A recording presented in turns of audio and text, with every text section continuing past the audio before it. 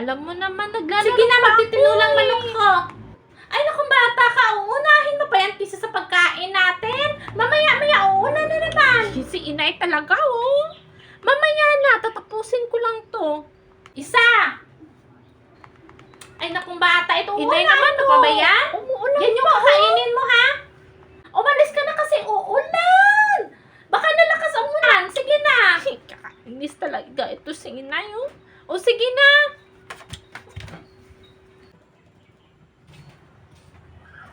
Aling Mirasol. O, bebang, anong atin? Aling Mirasol, hihingi daw po si inay ng malunggay. Ano hihingi na naman? Naku, bebang, ang lapad-lapad ng lupa nyo, tapos hindi kayo marunong magtanim. Tingnan nyo yung lupa ko dito. Tingnan nyo. Ang liit-liit na, pero puro pananim. Kayo ang tamad-tamad nyo. Sabihin mo sa inay mo, ano magtanim? Okay po, sasabihin ko po kay inay. Puro hingi. Hindi mo lang marunong magtanim. Ang laki-laki ng lupa eh. Storbo. Inay! O, nasaan ang malunggay mo? Inay, sabi daw ni Aling Mirasol, hindi ka na daw sige hingi ng malunggay sa kanya. Magtanim ka na lang daw. Ay naku naman, itong si Mirasol, napakadamot talaga. Tapos inay, sabi niya na malaki man daw yung lupain natin, tapos hindi ka daw marunong magtanim. Ang tamad-tamad mo daw.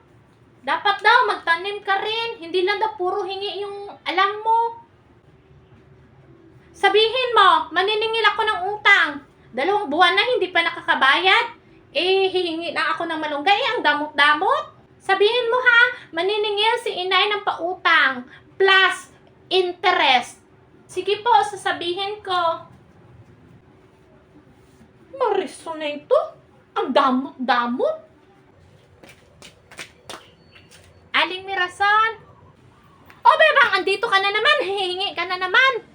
Aling Mirasol, sabi daw ni inay, sisingilin niya na daw yung utang mo sa kanya. 2 buwan ka na daw hindi nakakabayad. Tapos plus yung interest pa daw. Bebang, nagbibiro lang naman ako eh. Umalis ka kasi agad. O sige na, hintayin mo ako dito ha. Kukuha na ako ng malunggay.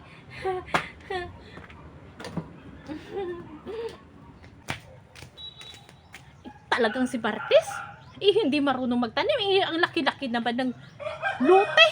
Ako nga, dito lang sa bakuran nagtatanim. Nakakataniman ako. Ay, kung wala lang talaga akong utang sa kanya. Hindi talaga ako magbibigay. Ano siya siniswerte?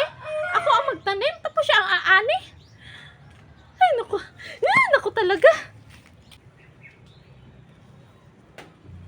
Ang tagal talaga naman ni Aling Mirasol.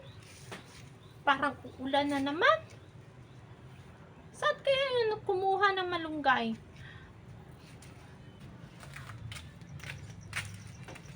O, bebang, Salamat po. Bebang, pakisabi naman sa inay mo, Hana, yung lahat-lahat ng kinukuha nyo dito sa akin na pananim. Ibabawas nyo na lang sa utang ko. Kasi ang hirap din kaya magtanim Tapos, ako yung nagtatanim, tapos siya yung umaani ng tanim ko. O, diba? Para fair kaming dalawa ba? Lahat ng utang ko, at saka kinukuha niya, ibabawas na lang ha? Aling Mirasol, uwi na po ako. O, sige. Ay, bebang!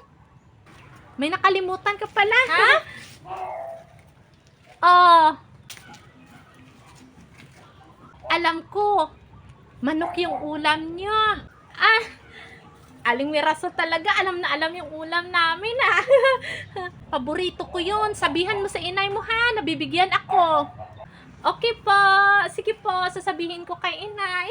Salamat. O, sige. Di marunong magtanim. Hingi lang ng hingi.